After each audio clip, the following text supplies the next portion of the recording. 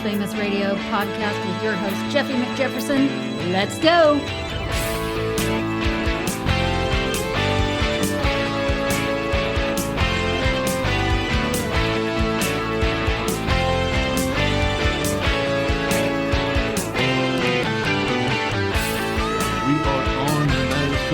Everybody. Hey, to go to work every day. Yeah, to come in here and have a good time. Well, right here yeah, on the we line. work hard, play hard. Play hard. Yeah. I'm Jeffy McJefferson. This is Almost Famous Radio, and I have El Dude here, sports information director, czar, king, presidente. I don't know, how many more do you need? I go by all of them, but I'll answer to all of them. Okay. But, in a court of law, I'm none of them. None of them. And then I also have Brad over here. We got Brad, and he is our smooth swinging golf bud. Big time smooth swinger. Yeah, the only one in the room to have a hole-in-one. Only one in the room. The only one. Yeah. Yeah. In a tournament. In a freaking tournament. That was cool, wasn't it, Brad? Yeah, it was pretty cool. That was damn cool. My first. 7-iron. Boom. 7-iron. 130 some odd yards.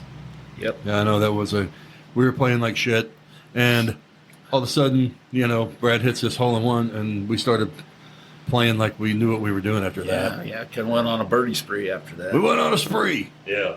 Nobody knows that golf is kind of a little bit like sex. Yeah, well, you might want to elaborate. Yeah, why not? Let's Why not? clarify How is that. golf like sex? Yeah, it's Well, you step up in front of a ball and you really don't know what you're doing. okay. I'll go for that. Will you go for that, El Dude? Yeah. Golf's just, we all try to hit them straight, but not all of us do. I can tell you this. I don't think anybody out there may be. I mean, people are going to say, "Yeah, bullshit." This week, but that has more fun together on a damn golf course than we do. No, that's a given. Well, everybody thinks that, no, I wouldn't say everybody, but a lot of people think that golf is an elitist game. Right? And it really isn't. It's not. It's not. No. It was for a while for me. There was no way I could afford to play golf. Way back in the day when I was Poe. I was Poe. I've said it before. And I was so Poe that we didn't even pronounce the other OR on there. Well, I grew up the same way. I didn't golf until I was 19, 20. Yeah. And I rented clubs when I first started at 19, 20 because I didn't, I didn't have the money to buy it either. So I came to golf in my adult life. Me too. And, Me too. Yeah. I was 50 years old when I played my first round of golf. That's insane. Cool. Yeah. That's cool. I wish I would have been. And he played at the Running Y. Yeah, First time ever? Yeah. First time that's ever. where he played the first. Yeah. Your first Arnold Palmer course. My first birdie, I played at the Running Y. Arnold Palmer course. Wow. It's a cool course. Yeah. My first ones were, the fairway was damn near dirt. Yeah. in public Southern Oregon courses. So, fuck. Mine was Southwest Oklahoma, man, at the lake. They had state parks. The state parks there, most all of them had golf courses. And they had a little 9-holer there, and then we played golf out there. When I first started, we walked the course, and I shared my buddy's clubs. We both hit the same fucking clubs. Now, our balls didn't go the same places, so that was kind of a, we had to figure that shit out. I'll take that club. And I needed a 9-iron, but I had a 7 in my hand. So you had to, You had to figure it out. Had to figure it out.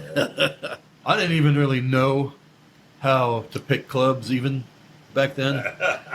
I went to the very first time I played was I worked at Safeway down there, and then we had like a store picnic at the lake, and we played golf. And I started on a par 3, and I'm like, I don't know what club, and he was like, well, I'm going to use 7-iron. I'm like, okay, I'll use 7-iron, and promptly hit it, ground ball, just shortstop, and that was my very first shot in golf, and I'm like surprised I'm still playing after that crap that I pulled that day. Yeah, my first set of clubs I bought at a garage sale, and it was. They were good clubs then. Yeah. I had persimmon woods, man.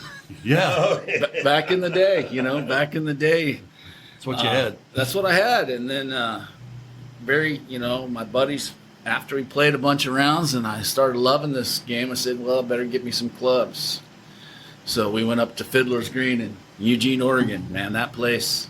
That's the best. I've heard that's a wonderful place. Yeah, they take care of you up there. You walk in, you get your guy. He'll come up, salesperson, whatever. You just tell him what you're there for, and they just take care of you after that. Wow. And I got to hit all the name brand clubs. And they have a driving range right out the back. Yeah. And I'll tell you, he just keeps bringing them, and then you narrow it down to 2 or 3 different brands, and then you narrow it down to the one you want. Then they actually fit them for you. And so my first set of clubs that were fitted for me were Tour Edge. Tour Edge. Yeah. I mean, there's 3 pro golfers probably today that use them. They do on the Champions Tour. Yeah. Well, I'm just. Isn't that it? In the Tour Edge? No, I'm just teasing. It's a lower name brand, but I hit them better than the Titleists. I hit them better than the Pings, and that's what's great about it is that day, those were the clubs, and I'll tell you what, after I got my own set of clubs, that's when I fell in love with this sport. Yeah, my first irons were Tommy Armour 845s. And they were like I got them on sale. I lived in Wichita, Kansas. And Golf Warehouse is there. That's TGW. You see online, and that's in Wichita. Mm. And so I got the full set of irons, and it was like brand new Tommy Armour 845s for $275. And I hit the crap out of them, man. Those are so good. I'm still pissed to this day I let those things go. Yeah. I'm sure that, I don't know if I could hit them the same, but anyway, but they were cool. Yeah. I liked them. Well, I thought golf was, like I say, an elitist game. And I thought it was expensive. And I told my wife that I wasn't going to spend a whole lot of money on this game. So I went to the Goodwill and I found a set of irons.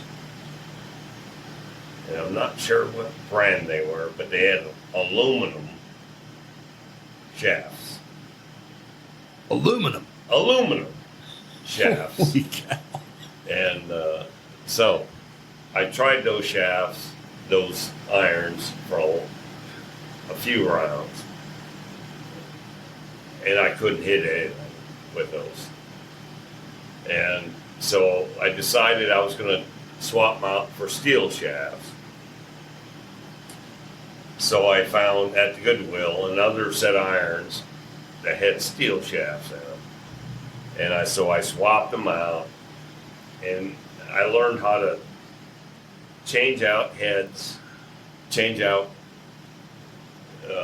grips. And so I put together this nice set of irons that I eventually ended up with they were Ping knockoffs, and I had all iron shafts on them with some decent grips on them, and they still didn't play very well. So I found some Wilson musclebacks, and I tried a couple of them. Damn, that's early to have musclebacks. Yeah. Whew. So I tried those, and when you hit a muscleback, as they say on the screws, a muscleback feels like none other. Yeah. Yeah. So now I'm playing Mizuno Yeah. musclebacks. I've tried, the perimeter weighted irons, and didn't have any luck with those. But muscle bags, if you want to play, if you want to learn how to hit an iron, muscle bags are the way they go. Yeah, you hit irons really well. Well, you hit all your clubs really well. What am I saying? Yeah. Yeah, when my body's right. Oh, that's going to be harder and harder for us all the way we go, man. Here we go. Cheers. By the way, yeah. Cheers. We got another All cheers. right. By the way, here's our drinks of choice today. All right. El Dude got him a nice Bowie Red Ale. Brad's sporting some North Coast Stout, Imperial Stout, and it's good, by the way, both of them. Oh, yeah. And then I got You'll Get Nothing and Like It. Oh, The Spalding beer from, that's cool, right? get off here. Get your foot off the boat. Get your foot off the boat, Spalding. All right. Caddyshack's a great movie, right? All right. So let's talk about this crazy merger. Yeah. Yeah. I'm pissed about it. El Dude, let me hear you. What do you got? Well, being in my profession that I do, my day job. Male stripper, by the way. Yeah, I'd be broke. I'm in the accounting world and been doing that since the late 90s. I understand the financial side. That's what it's all about. Well, It's all about money. it is. But let me just expand on that. I think that the NBA and the ABA Right? merged. The AFL and the NFL merged back in the day.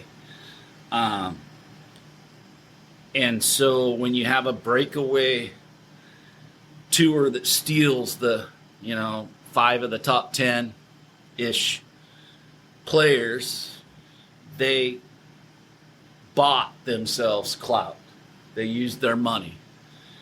And, a couple of people back in the beginning said that this is going to end up in a merger. Well, everybody at that time said that those people were a bunch of idiots.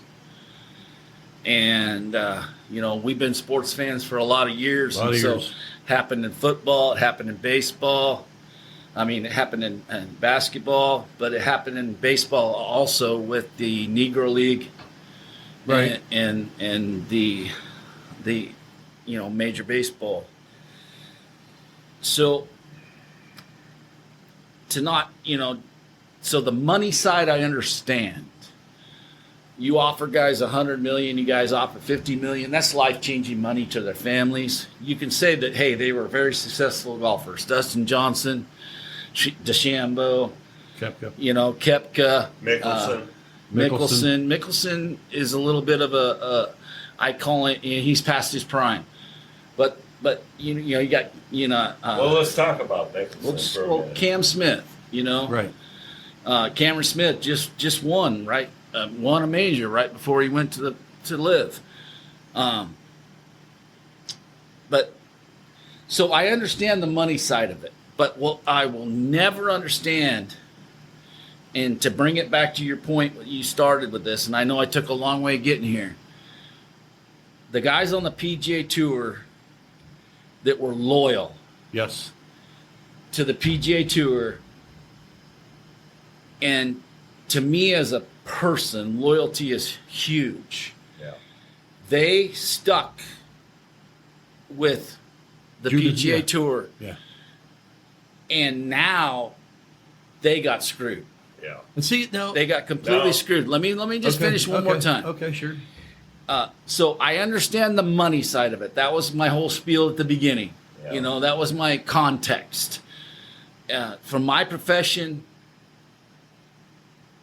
that I do every day, I understand that money talks. And there's lots of investment from Saudi Arabia and the PIF in all kinds of companies in the United States, Amazon, Google, every profitable Fortune 500 company, they have money invested in it. I've read that it's over $48 billion have taken Saudi money. And the Saudis aren't stupid with their money. They're putting it in companies, you know, United States companies that are very profitable, and they're trying to make whatever investment fund they are bigger. That's the money side. I cannot take the unloyalness that Phil Mickelson, all those guys that took the money. And I just think that there has to be some compensation to these PGA guys that stayed. There has to be something that they get for their loyalty. And I want to say, this is one thing that I'll be done with this, with my spiel here, but damn it. The leader of the PGA Tour, Jay Monahan, Judas Iscariot Monahan, has to go. Ooh, Has to go. yes. He cannot profit from his leadership. Or lack thereof. Exactly. Now, there's how I feel. I just feel that there has to be consequences. There has to be, you know, he said this would never happen. Right. He asked the PGA Tour members to be loyal. Yes. They lost millions of dollars, potentially, by staying, by being loyal. He cannot be a part of this going forward. I agree. There you go. There's El Dude's stance. And I like it. And I agree with most all of it. Okay. I know when, excuse me, when the merger happened with the AFL and the NFL and then the ABA and the NBA, it wasn't fostered by Saudi money. Let's get that perfectly clear so everybody knows that, just in case. Now, and I way agree with you, man, but because Monahan was using even 9/11 victims, you know, the 9/11ers, to bolster his case to have his players stay with the tour. Ricky Fowler was offered $75 million to go to LIV, and he turned it down, being loyal to the tour. You know, and then Lord knows how many other people got offered. I think we heard like Tiger Woods. We heard like Tiger Woods got offered like up to $900 million or something like that. Rory, yeah. Justin Thomas. Yeah, JT, and they all got offered big money, and they stayed, and they staunchly. Rory screwed this golf calendar year for himself by just diving in for the tour, and I mean he's you could tell, man, when the Masters came up, you could tell this dude was just exhausted, just mentally fried. And he's the one that carried the torch, man. And why Monahan was back here making backroom smoke-filled room deals to do what he said he would never, ever do. And that's what really pisses me off. Yeah, Monahan. Yeah. Because he was totally against it. Oh, yeah. The LIV. Yep. But now, Rory, as Rory said, he still hates LIV. Yeah. But he thinks this is good for the tour overall. Rory he's a tour guy, and Rory is saying the right thing, but I don't honestly think Rory believes that. It's an investment group. Yeah. It's not LIV Golf. Right. But LIV Golf it's is part of the investment group. It's the investment group that started LIV Golf. It's still their money. It's still Saudi money. It's still Saudi money. That's the thing. Right. Yeah. Now, when it comes down to it, it's all about money. Oh, God, yes. That's what everything is nowadays. Go ahead, El Dude. Well, I think that half of these people that are saying that it's the best thing for golf don't even, excuse my language, fucking know if it's going to be the best thing for golf. They don't know. Well, Because it's the best thing about golf because it's about money. Well, it's just yet to be seen if it's going to be the best thing for golf. I think all these people are saying it because they want to be politically correct. Exactly. They want to be on. They don't want to come out right now like I am right now and saying, we don't know. We don't know.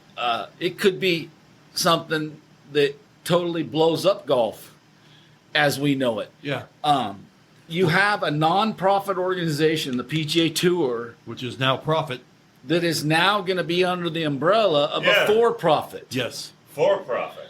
Now, you guys have to understand, from the money side of things, the PGA Tour was able to exist by FedEx, all these different companies that sponsor these tours. Sure. All these different entities sponsor these tours, and they get that write-off for investing in a non-profit organization. Then the non-profit organization's job is to take all their money that they get and expense it out. And they did it by expensing it out to all these charities and helping all of these things. It's a philanthropic organization. That's what Always has been. Yeah. Non-profit means philanthropic. Right. And the PGA Tour has done amazing millions upon millions upon millions of dollars going. Jack's tournament, the Memorial, helps so many kids.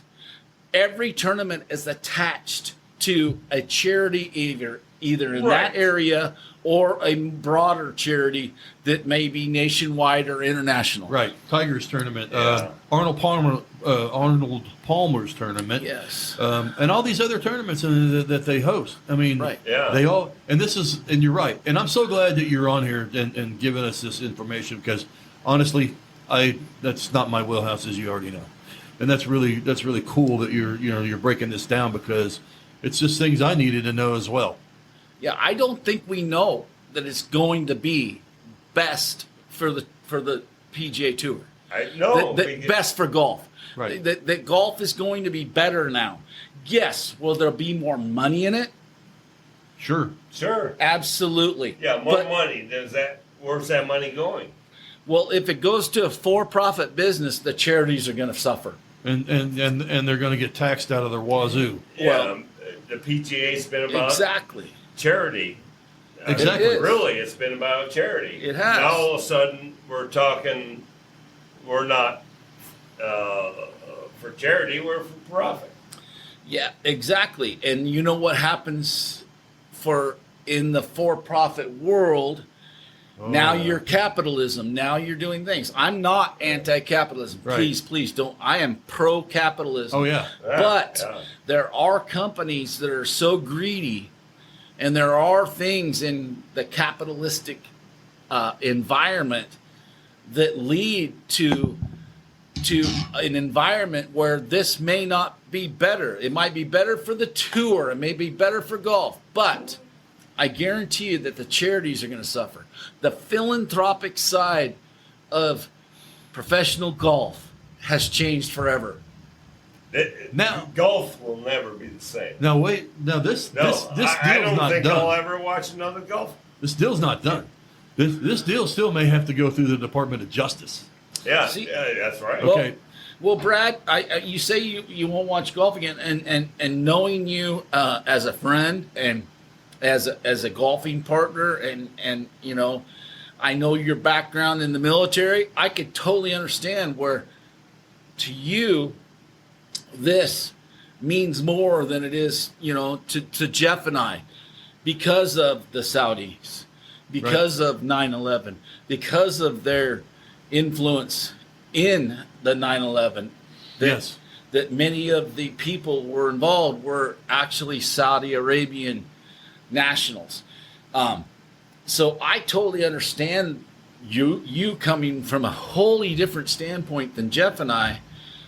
And I kind of want to hear that. I want to hear a little more about, you know, you serve for this country, and we are grateful for the freedoms that you provided for us. Absolutely. And so there are thousands and thousands and millions actually of service members that care about this country in such a different way that you were willing to give up your life to protect the freedoms that we have. Right. So I I really want to know deep down where, you know, I want to know what's in your heart. I want to know what's coming out of your emotions when you see that a country has financially tried to sports wash itself. Lots of people use the name sports wash, but what they've done is they've used their money to enhance their global whatever persona in the international environment. When I, just as a non-military person, think that you shouldn't be able to buy a new persona. Yeah. All right. What do you think, Brad? I mean, that's a having heard all that, what do you think?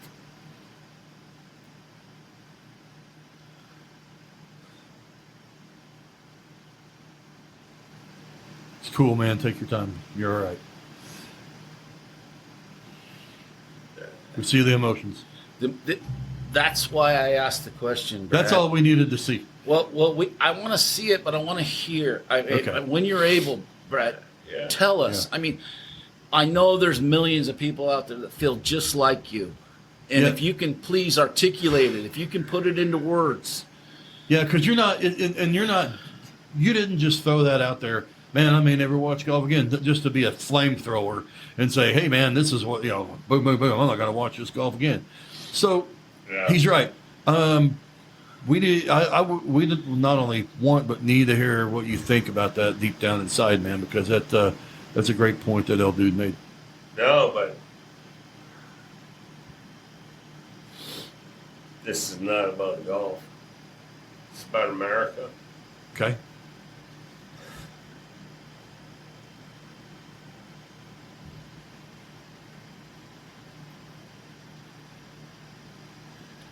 So, my dad was colorblind.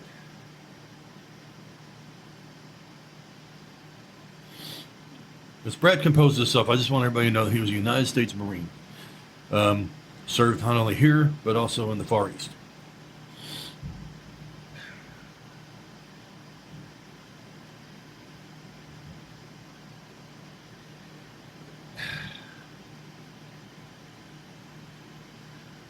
So my dad was colorblind. He couldn't serve because he was colorblind. My oldest brother Roger served in Vietnam. Rick, next oldest, served in the Army. Jeff, the next oldest, served in the Army.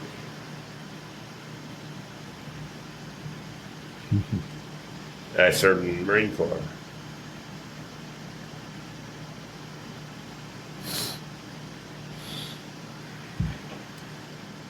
Scotty was a musician. Made that same more. Cheers. So that's it. I mean, you could tell. I mean, obviously, anybody that's listening to this and can obviously tell that this is pulling on the heartstrings of somebody, and people like Brad and all the others that are veterans and had like 9/11 issues. I believe they all feel the same way. I just don't. Yeah. Don't you? Well, Rick served in Mogadishu. You all heard of oh yeah, the helicopter down, whatever. What is it? When it Black Hawk?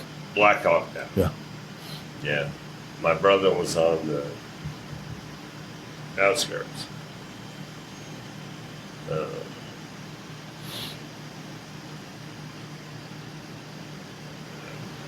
What do you call it? He was running security. But And then Jeff was he got into he was a tanker.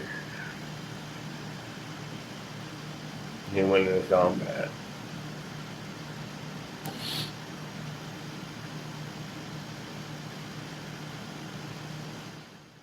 So there you go, Judas Iscariot Monahan. Thanks. I really appreciate that. We all really appreciate what you've done. I mean, you've done well for yourself, obviously. What do you think, Gil? Hey, let's get back to golf. Well, you know, you can't fake emotion. Nope. And not only is Brad our friend, he's our family, and all the people he served with are our family. And I think that on the moral side of this, our country was thrown under the bus. I think that... Doesn't that count for something? Come on. You know what? Sorry to interrupt, but I mean... No. Thank you for interrupting. You're helping me put it into words. Right. It's when can freedom, the things that our fellow Americans fought for, which was freedom, which was our way of life, which was what everybody in this country needs to realize cannot be bought. It has to be earned, and it was earned by people like Brad. Right. It was earned by his brothers. Ricker. It was earned by Ricker. It was earned by every one of the veteran families in this nation. My dad. And yes, and I have military background in my family, and my wife's side of the family, incredibly all military. And I just it just aggravates me to just a point to where I want to say to everybody that it's not right when $1 million can take that away. Sure. Or $1 billion. Or billions. Or $1 trillion. I'm sorry. Yeah. No, It was earned. About golf. It was earned with blood. It was earned with accomplishments of everything that in this country that we feel and that we get to have, all the freedoms that were earned by our military family was just thrown to the side by Jay Monahan for a buck. Yeah. Yep. No, it's about money. It's about money. And it is. And it shouldn't be. No. And there's principle in this world. And sometimes principle, I mean, I've had family members that stand upon principle for $5. Sure. But see, and I've had people stand upon principle for thousands and millions and whatever. There's sometimes loyalty. All these things that we value as humans that make us better people are our loyalty, our faith, our belief that we are not to be bought. Here's the thing, that not all PGA players are Americans. No. So, if all PGA players were Americans, we might take a stand. But imagine yourself, you're Phil Mickelson, You're making $300 million a year. But your play depends on how you play. You got 10% going to your caddy, 10% going to your manager, you got 10% going to your psych guy, 10%, 10%. You've got an airplane, a jet that you have to pay for. Now, you're on the backside of your play. Right? Yeah, I agree. Back into your career. You're on the backside of your career. Your play is diminishing. You don't know what the hell you're doing. We're all golfers. We know. One day you're playing great. The next day, what the hell is that? Yeah. Yeah. I get So, yeah. I get why he did it, and I get why everybody that did do it. And I don't have any ill will for somebody who wants to freaking provide for their family. Right. And then provide generational wealth for their kids, their grandkids. Yeah. I just do not like the way that they came after the tour, and then the way the tour tried to stand up for itself, supposedly, allegedly, or whatever you want to put it, and then did this. This is what kicks my ass with it. Well, another thing, I mean, think about the timing. It wasn't 10 years after LIV started No. that they merged. This is 2 years. It wasn't even 2 years. They played their first tournament a year ago. I know, Yeah. but I I'm mean, just saying. Yeah, they got together then. Within yeah. We 2 didn't- years, we didn't they merge caved. with the LIV, though. They caved, and it's We didn't merge with the LIV, though. Yeah. No, we didn't. Yes, it's all in the same umbrella they We merged with a financial group that supplies. now. The DP World Tour, LIV Golf, and the PGA Tour, all under the umbrella of the Saudis. Yeah. Now, the financial But- language, let me explain the financial language. Good. Merge is not what happened. They combined. A gathering. They combined. Now, if you go to the dictionary, guess what? The definition of merge is combined.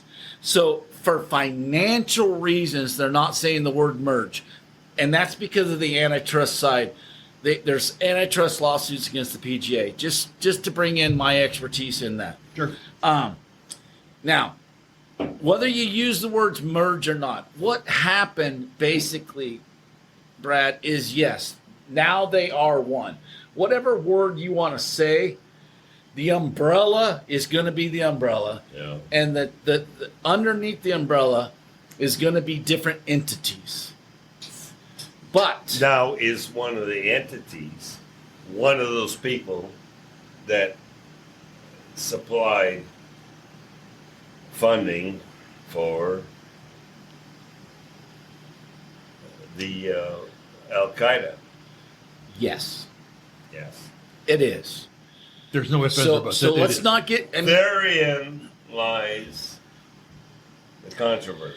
the word that you need to understand is semantics. and guess what? Yeah. That's a word that means a lot of different things to a lot of different people.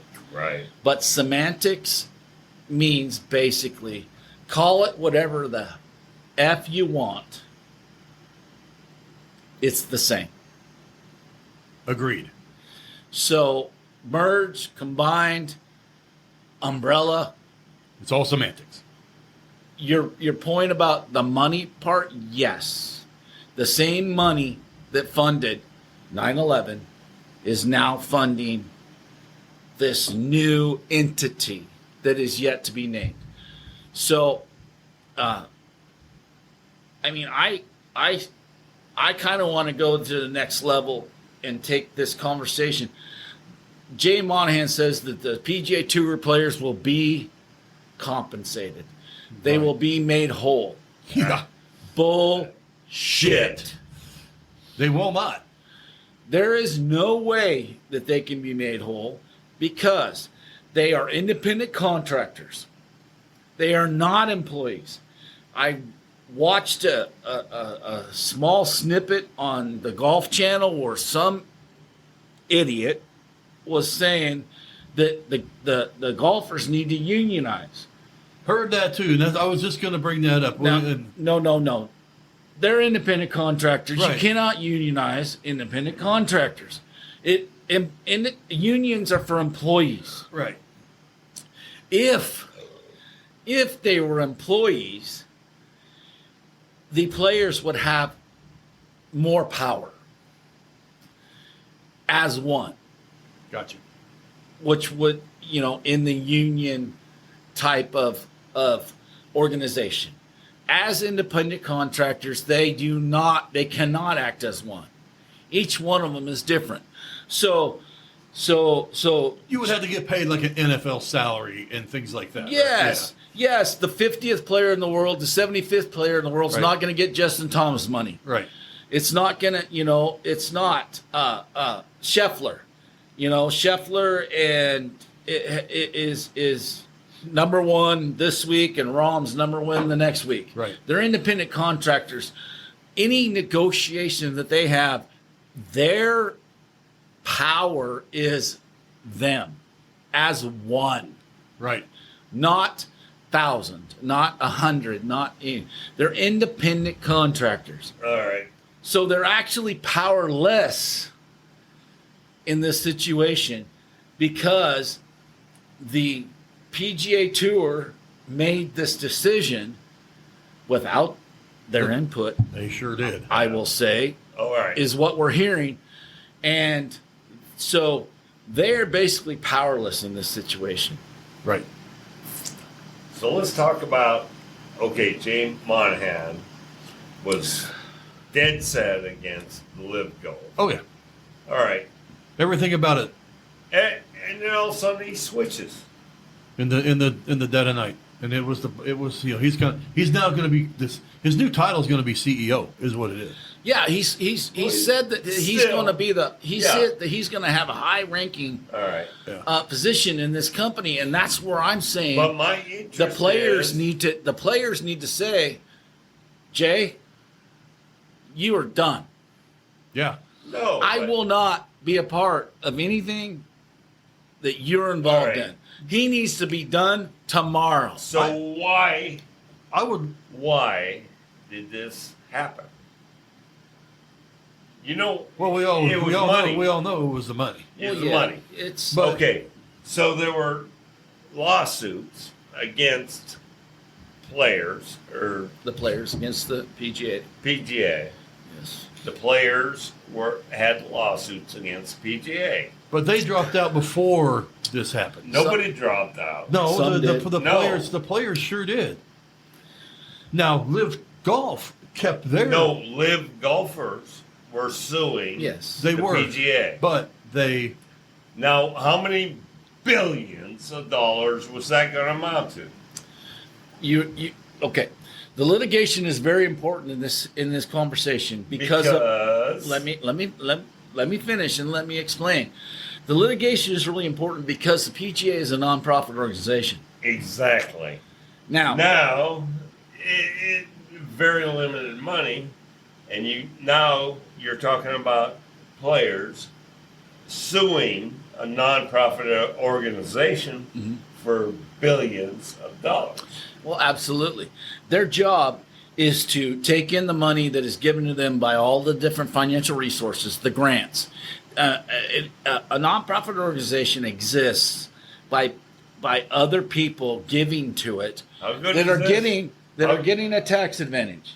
Don't limit that. That's huge. FedEx is getting so much benefit by being a PGA partner. All these companies and all the tournaments,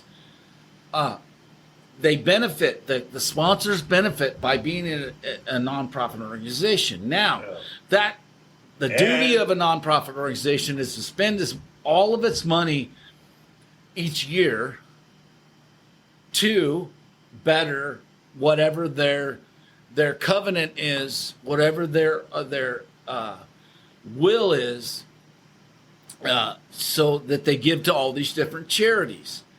So if you get sued as a nonprofit organization, you don't have $100 million to defend yourself. No, Right. they can with the money the Saudis has, they can win them out. The That's the thing PIF that does. says. Yes. The PIF has unlimited funds. Right. And So That's my point. now we can talk about the U.S. justice system. We can talk about the courts. We can talk about all those things. But unfortunately, in that environment, Yeah. money wins.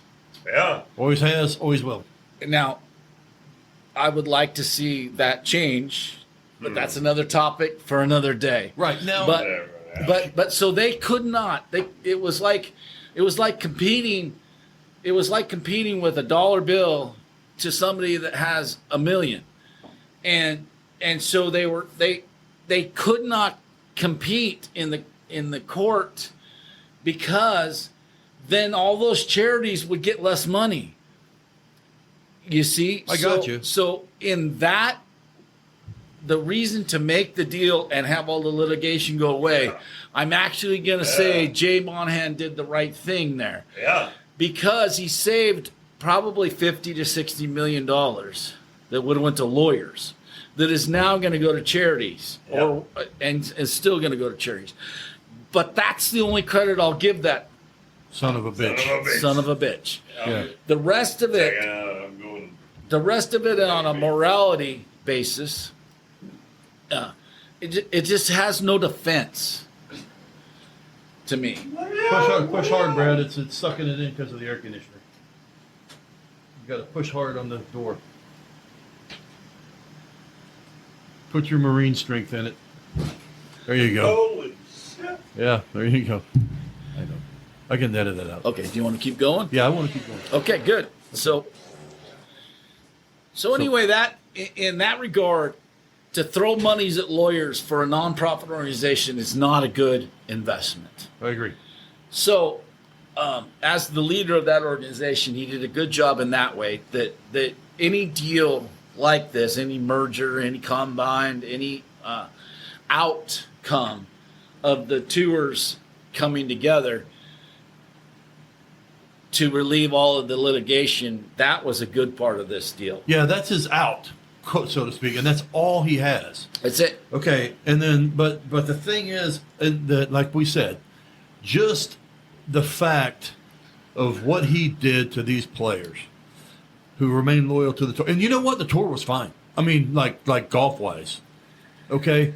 I didn't miss Koepka. I didn't miss Mickelson. I didn't miss Bryson DeChambeau. I didn't miss Cam Smith. I didn't even think about them once when we were playing. You know, when we were playing without them, I didn't think about them. Well, I agree with you there. I think my input, and I'd love to just hear your thoughts on this. And I keep going back to the PGA Tour being a nonprofit because it is so important in this discussion. And I'm going to bring another aspect to it. Right now, in the last 10, 15 years, they play almost every week. There's 52 weeks in a year. They play 45 to 50 weeks out of the year.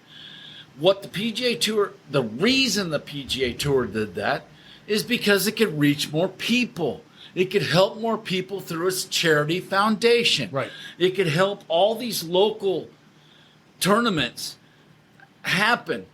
What I think happened is that you had this season that was so jam-packed with tournaments because they could do so much good. Okay. That not all the top players played all the tournaments. So you got tournaments in different locales where the top 10 pros weren't there. The top 10 in the world weren't there. That's been like that forever. I agree. Now they have these designated events now. Well, no, okay, let pause that just for a second. Okay. And what that happened is that the Tiger Woods, the Phil Mickelsons, and all of the top players would only play 25 to 30 tournaments a year. So you had these other tournaments that the lower 75 Load management in the world. Go ahead. Sorry. No, that's awesome. Yeah. That's awesome. I love that. They would excel in these other tournaments, and then but that's what was so important about the tour, in that the lower 75 could make the money by placing in the top 20 of the tournaments that the Big 10, the Big 15, or the top 25 weren't at. But that in itself caused this other league to say, hey, we're going to start up and we're only going to play 10 to 15 tournaments a year. 54 holes. And then we're going to pay $25 million per tournament. Right.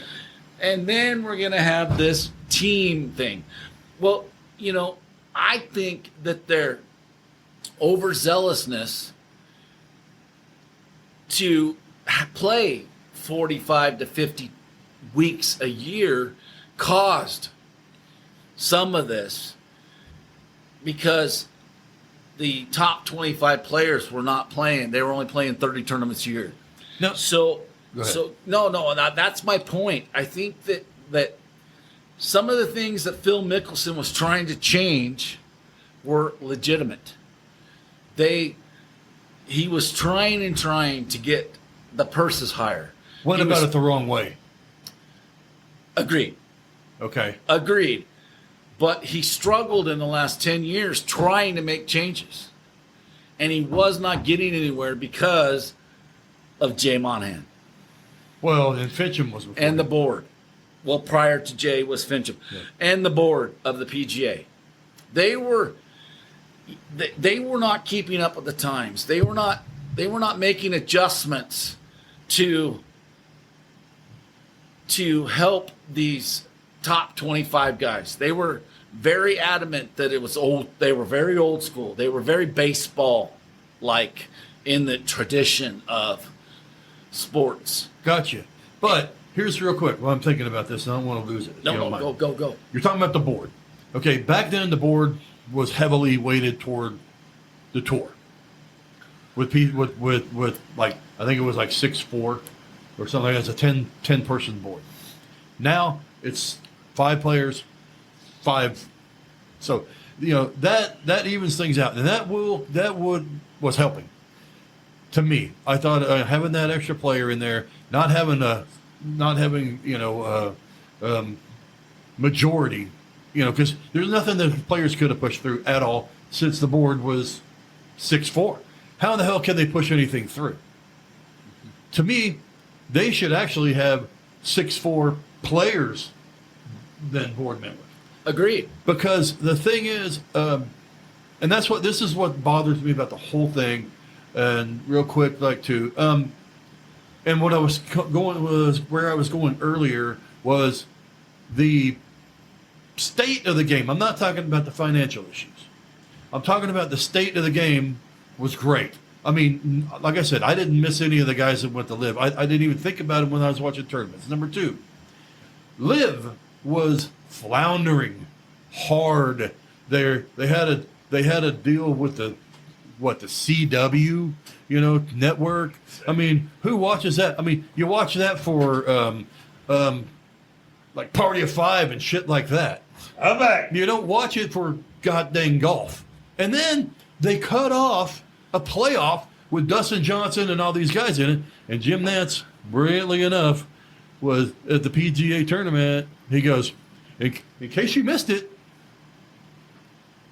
Dustin Johnson won in the playoff. Because he knew that they cut him off. Brilliant move by Nance, but that was just a caveat. That wasn't anything that I had to go with. But anyway, what I was saying is that I thought the state of the game and the tournaments, I didn't miss these guys. And then when they came back for the majors, I was like, okay, great, fine. But I didn't go like, oh shit, man, I sure wish these guys would have kept playing, because I didn't really care if they played or not. It's just that if you don't you have to care about something, man. I mean, you would miss to miss them. Means you cared, and I just didn't care because I thought the state of the game was great. I thought the top players are great, and I love like Rahm and Scheffler and Rory and all these guys, and so and their personalities are great too, man. Max Homa and all these other people, man, that play the tour now. It's cool. It's actually cool to be a golfer. Yeah, I agree with you totally. Where I may disagree and just have a little different opinion in that, what was the LIV Tour's goal? You say that they were floundering. They were. I agree. No, I agree 100%. Yeah. They were floundering as a golf presentation product. Did you watch any LIV events? No, they were. I just want to ask you that. No, they were. But what were they gaining? What was their intent when they started? Was their intent to create a tour that was going to take over? Was going to in 10 years be the tour? I truly believe they did. No, they were sports washing. No, I know what they were doing their image. So even when they were floundering, as you say, they were still fixing their image. Greg Norman hated the PGA Tour when he was on it. Norman. And so there's no way that they could imagine. He wanted to take this thing and beat the shit out of the PGA Tour. There's no way he would have done it. Yes, that was his goal, but what were their goals? No. What was their goal? I understand the back channels of what they were doing there. Okay, so if they put their top 5 goals on, what Greg's ambitions were probably number 6. I'm saying their first 5 things they accomplished. They accomplished the day that this thing happened. And like I said, I'm getting back to the game. I'm not getting back to the financials of the game. Okay, and then because I know that's where we're about to head again. But I am talking about the state of the game of golf and then the players involved in the game of golf. And I loved it, and I still love it, and I'll watch it. But I never watched the LIV Tour event. I don't know if you guys ever did. I watched a little bit. All right, I have a question. Okay. The ladies, LIV. Right. Ladies, do they have any... Do they have any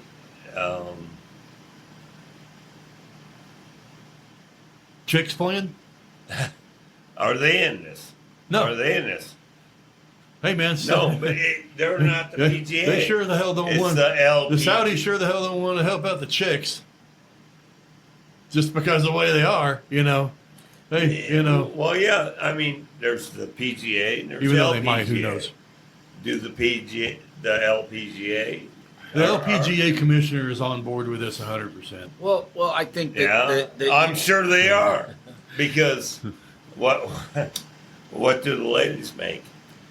Well, I'm not saying they don't make shit. They're not under the umbrella. They don't make 1/10 of what the males make. Agreed, Brad. But I think what you are not looking at is that the Saudis are never going to put money into a female event because that goes back to the civil rights abuses. Yeah. Not only the 9/11, but also the civil rights. They are a secondary citizens still in the Muslim community. So they are not going to get any. This would never happen in the female game. Oh yeah. What would you think? Okay. This is hypothetical. I knew that, but I just had to throw it out there. And this is hypothetical, of course. What would you think about just players since they were left out and shit like that? And like I said, all I care about is the players right now. A walkout 10 minutes before the first tee hits. I love you brought this up because you and I were talking off Walk out before off what? mic. Off mic. Now, I totally agree. I think it would be amazing. I would too. If what you say, if that happened. But right now they're doing the Canadian Open, the RBC. Right. It is the national championship. Ooh, It's the next tournament is what? The U.S. Open. Right. Correct, and then all of the players will be in it. Right. But What's after? So I look What at it. if I look at it this way. Everybody walked out on the McJefferson, U.S. Open. Jeffy, man, Oh, Jeffy. Let me say, I agree with you 100% that would have a great effect. But the RBC was already going. I mean, it was getting ready to start when this happened. Yeah. Right. It's the national championship of Canada. Now, I don't think it was the right tournament to do it. No, I agree. No, I know Now, I spewed that out early. No. You did, and I love it. I love think it. about. I did. Think, What's no, the next no, tournament? And then I did think about that, and then being the Canadian Open, I'm like, okay, they can't do it on. I know, 'cause they you're can't Canadian. They can't do it on the U.S. Open. Okay. Okay. Yes. They can't. But the next tournament after that, and I'm not Canadian, but the next tournament after that, let's do it. I mean, I would and not say a damn thing, just like Jay fucking Monahan did. Yeah. And not say a fucking word, and then 10 minutes before you tee off, everybody just trunk slams and leaves. I know it was fucking charity, but they're already getting their money. I love it. Okay. I love it. I love it. I love it for this fact. I love it for the fact of it being a concerted effort to say F you. Right. On one Now- tournament. I'm now- not saying the rest of the year. But- I'm just saying one time, fuck off. But don't forget the consequences to the charities in that locale that are going to get effed. use the prize money for it. Well, no. I'm just saying. I think there's a solution. But these tournaments, these locales for the PGA tournament look so forward to all of the money that's coming in from that tournament to go to the charities local. Now, you're screwing the people that didn't have nothing to do with it. You're fucking the fans. Yes. Right in And the so ass that's pipe. why the players won't do it. That's I why the players get won't that. do it. I get But I that. would love something by the players. I would think that, you know what, my guess is, and I may be wrong, but my guess is that the fans are going to go, man, I missed out on watching so-and-so and so-and-so play, but I fucking love what they did. Yes, well, that's my point about the whole Jay Monahan cannot be part of the new organization. Right. He can't. There has to be consequences to his failures. Yeah. And so, while I agree with you, there has to be something done. There's got to be a consequence somewhere, man. What you're asking for will hurt people that aren't responsible. So I agree with your intent of what you're saying. I agree totally agree that there has to be a consequence for what's happening. That's why I'm saying they should actually say, we will not play if Jay Monahan is part of this new organization. Okay, that's fine. That's perfect. Because I think that will have the effect that you're trying to get. Yeah. And it'll have the effect to where the charities in that locale are say, not fuck affected. off. Are not affected. To say, screw you, Jay Monahan, here we go. We're standing with the players like we all Yes. are. No, we cannot blame Jay Monahan. I mean, he's Whoa. what? Both of us disagree. I'm gonna So go ahead. Okay, man, I'm gonna let you have the mic on this one, and I'm just gonna sit back and listen to you. Jay Monahan is just the spearhead. I mean, he's just answering to what everybody else is saying. No, I don't agree with that. No? I don't agree with that. No, I Jay don't Monahan either. is Jay Monahan is saying the same thing that Jay... I'll dumb it down. Jay Monahan is Hulk Hogan starting the NWO. Okay? I mean, that's the easiest, Jay Monahan is Hulk Hogan when he started the NWO and turned his back on everybody. So you're saying that Jay Agreed. Monahan Agreed. is the whole responsibility of all of it. Brad, I would agree with you Okay. if everybody got together in a room and they had 100 players, and they had the board, and they made this decision together. Yeah. They did it in the back room, Smoke-filled. smoke-filled room in the background. So I do not agree with you. I think that if I was Xander Schauffele, if I was Rory, if I was these players, that I put everything in my power in loyalty to the PGA Tour, and I knew that in a back room they were fucking me, Yeah. I would be done with them. So there has to be heads that roll. There has to be consequences. I'm tired of these multi-million-dollar companies doing bad things, making decisions that affect the little guys. Yeah. Now, the PGA players are not little guys. They're making the top 50 make millions. Agreed. The next 100 make thousands. True. And support their families. So they're not little guys in this sense, but they've been treated like little guys. They weren't in the fucking room. How about pulling a Brian Bosworth when he wore the National Communists Against Athletes Jay shirt Monahan. whenever he got suspended for the Orange Bowl. High five. There you go. Right. And then somebody coming up with a shirt, something on that they all wear that says, basically "fuck you, Monahan" on it, and then go out there and play. No. Yeah. Why? Okay, Jay Monahan went boom and boom.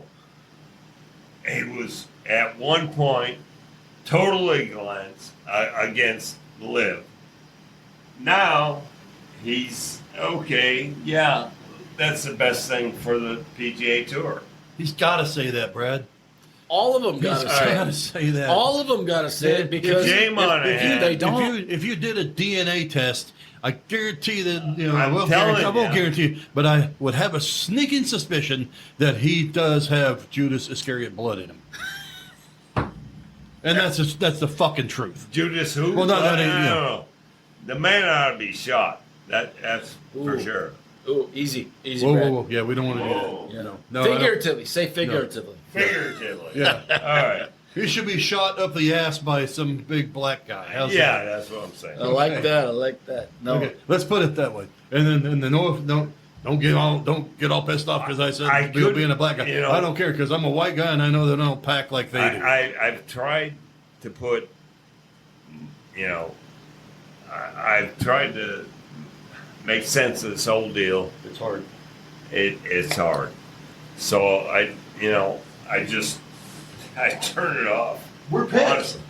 Honestly. We are pissed. We're pissed. Okay, we're pissed. And if we're this pissed, I don't think Jay Monahan's the bad guy though. if we're this pissed, it's money. What it is, it's money. Isn't it? but who's getting the money? Not Jay Monahan. Bullshit. What? This guy's got a big, huge pay raise. Oh, I'm sure he's double or triple. Yeah, But- he's tripling this. but that's got nothing to do with the deal. Yes. Don't trust this dude, man. Don't trust him. No. Don't trust him. Jay Monahan might Yeah. make a whole lot of money out of this, but it's got nothing to do with this deal. Bullshit. You just said it was the money. It is, but the courts, the lawsuits between We the Saudis. We agreed with that part of it. That he needed to get out of that lawsuit because of the shit, the money that it was, the hemorrhaging. Come on, the lawsuits, really? I'm telling you, from just a business standpoint, a business structure standpoint, nonprofits do not want to be in litigation. They don't. They can't. Right, they can't. Well, from a monetary standpoint, they can't. The PGA. I mean, could any not money that stand- goes to lawyers from a nonprofit organization doesn't go to people that they're trying to help. Yeah. Right.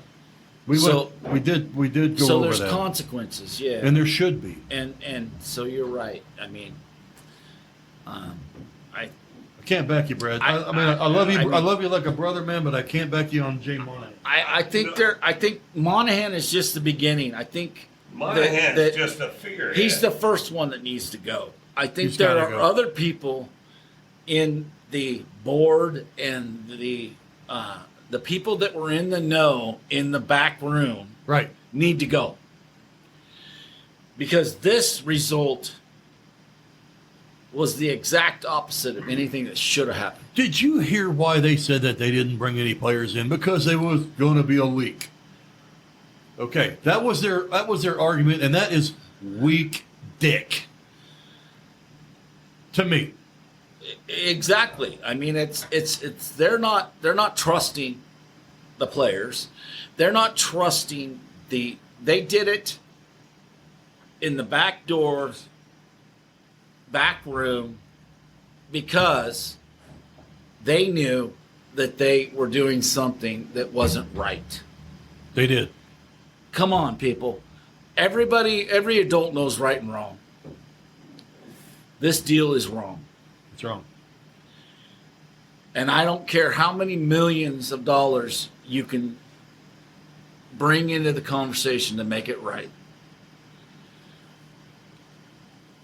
The consequences from this, I am still at the point that anybody, I understand the people that have to say this is the best thing for golf.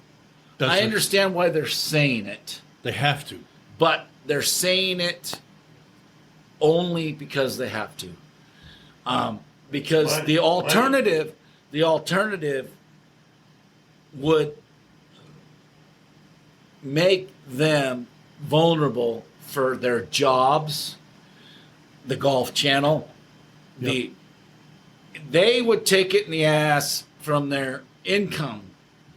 Sure.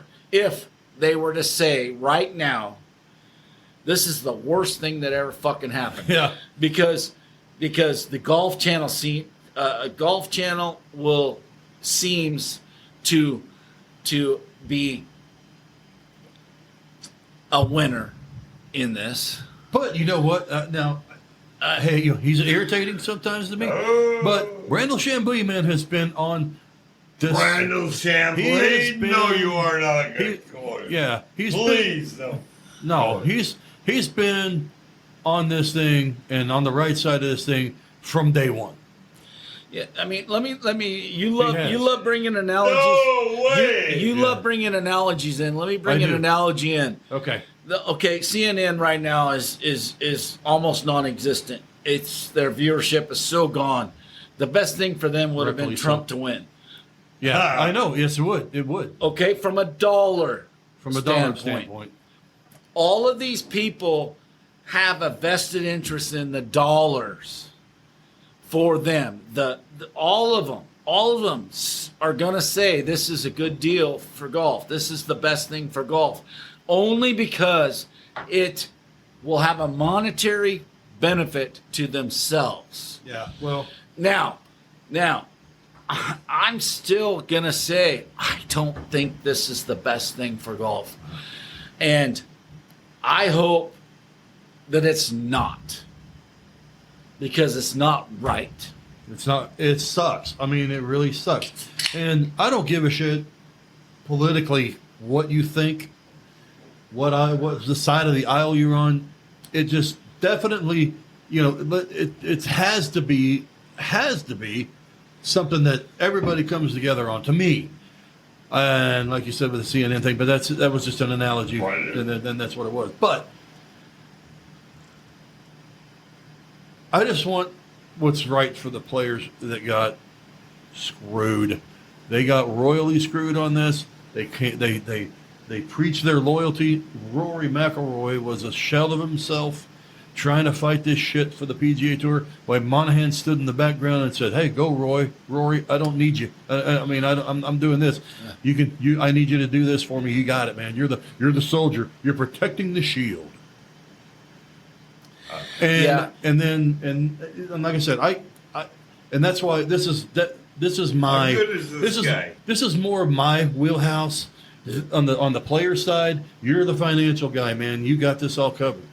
But my wheelhouse is the player side, and that's because I can't compete with you on that. But I just want what's right for them, man. I hate what happened to them. I hate that they got screwed like this. I hate that they were left out of it all. I hate that they were, that they were bringing, 9/11 families in it, and then also the players are parroting that too, and because it's right. And there you go. I mean, I just want it's what's right for the PGA Tour players that stood loyal, stood strong.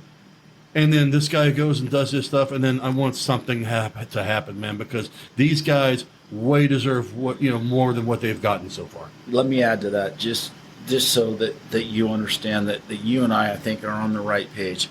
That all these speculators on the Golf Channel, all these announcers, all these contributors, all these commenters, they say all these things that might happen. And They're saying it because it's better for the game. Now, the players, like you just mentioned, will get appearance fees.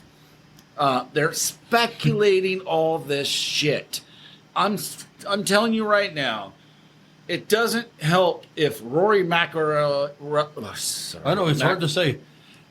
If Rory gets $10 million to appear in this tournament, and Justin Thomas and Scheffler and Rahm get X amount of dollars, it doesn't matter, because the next 100 players that aren't getting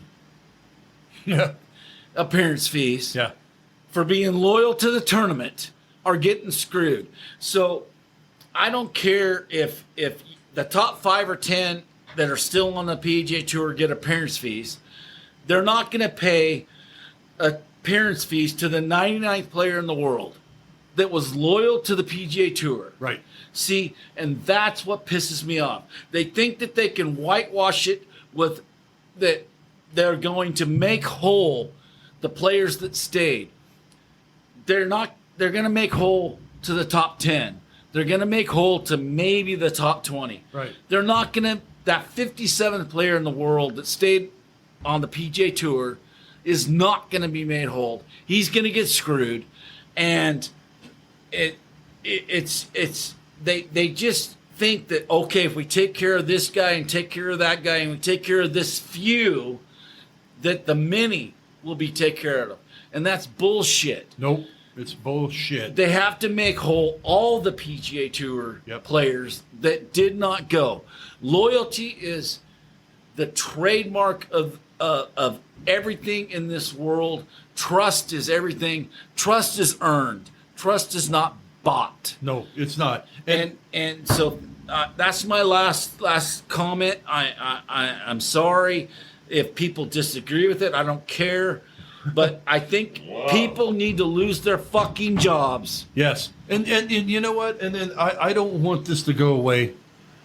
I don't want this to go away. I want this to keep going and going and going and going. Not golf. I'm talking about the outrage from people. Yes. And I need to see it. I need people to say, "Fuck you. This is bullshit." I didn't sign up for this, man. I know that you guys make a lot of money off sponsors and shit, but you know what? We're fans, man. We're the ones that love you guys. Somebody from a fucking soap company who works in the back room, man, filling toilet paper, doesn't even know who the fuck you are. And it's us guys who love the game, who love the sport, who love these players, and want to see something right happen on this thing, because it's got to. And whatever about the players. What's that? Really? I mean, whatever. Yeah. It's got to be about the players.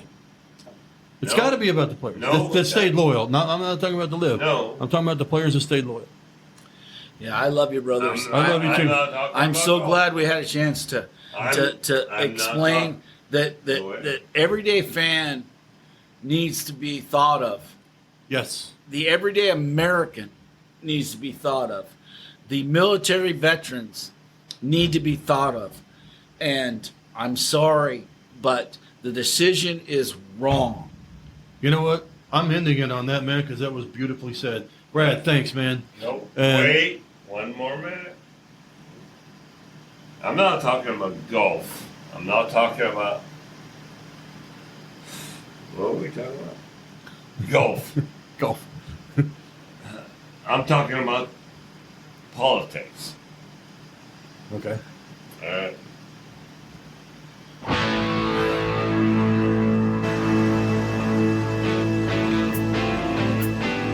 That's it? Fuck. Okay. Fuck politics. Fuck politics.